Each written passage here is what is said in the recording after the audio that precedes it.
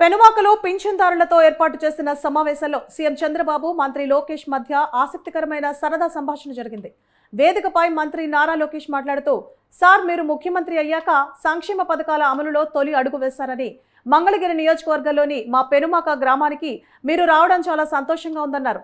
గత 5 ఏళ్లు పరదాల ముఖ్యమంత్రిని చూస్తామని, ఇప్పుడు ప్రజల ముఖ్యమంత్రిని చూస్తున్నామన్నారు. అయితే అధికారులు సెట్ కావడానికి ఇంకా టైం పడుతుందేమో సార్, ఇంకా పరదాలు కడుతున్నారు, బతిమలాడి అన్ని తీసివేసినా కడుతున్నారని అన్నారు.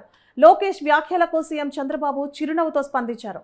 లేదు, అధికారులు కూడా మారిపోయారు, ఇంకొకసారి పరదాలు కడితే కట్టిన వాళ్లను సస్పెండ్ చేయడం తప్ప వేరే మార్గం ఉండదు.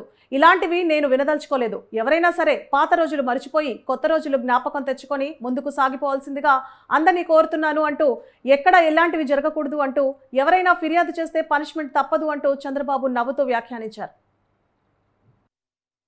మంగళగిరి నియోజకవర్గంలో పెనుమాక గ్రామంలో ప్రజావేదిక పేరు పెట్టుకుని ఈ రోజు మా గ్రామానికి వస్తే మా అందరికీ చాలా సంతోషంగా ఉంది.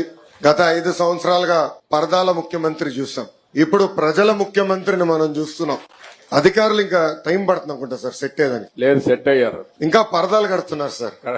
పరదాలు ఎక్కడ వాళ్ళు బతిమలాడి అన్ని తీపిస్తారు కాదు. పరదాలు కడితే ఇంకొకసారి ఎక్కడ చూస్తే కట్టిన వాళ్ళని సస్పెండ్ చేయడం తప్ప వేరే మార్గం ఉండదు. ఇంక నేను వినదలుచుకోలేదు. ఎవరైనా సరే సింపుల్ గా పాత రోజులు మర్చిపోయి కొత్త రోజులు జ్ఞాపకం చేసుకుని ముందుకు పోవాల్సిందిగా అందరిని కోరుతున్నా. ఎక్కడా జరగకూడదు. ఎవరైనా కంప్లైంట్ చేస్తే మాత్రం పనిష్మెంట్ తప్పదు. మీకు బీ క్లియర్.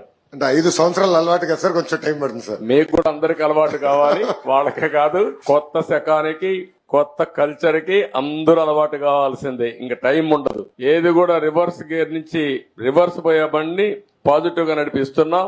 ఇంకా స్పీడ్ పెంచడం తప్ప ఎనిక్కిపోయే సమస్య ఎవరికి ఉండకూడదు. ఆలోచన రాకూడదు. లేకపోతే ఒక షార్ట్ ట్రీట్మెంట్ ఇస్తే అందరూ సెట్ అయిపోతారు, ఇన్క్లూడింగ్ ఎవరైనా సరే. అది కూడా మా మంగళగిరి నియోజకవర్గంలో పెనుమాక గ్రామంలో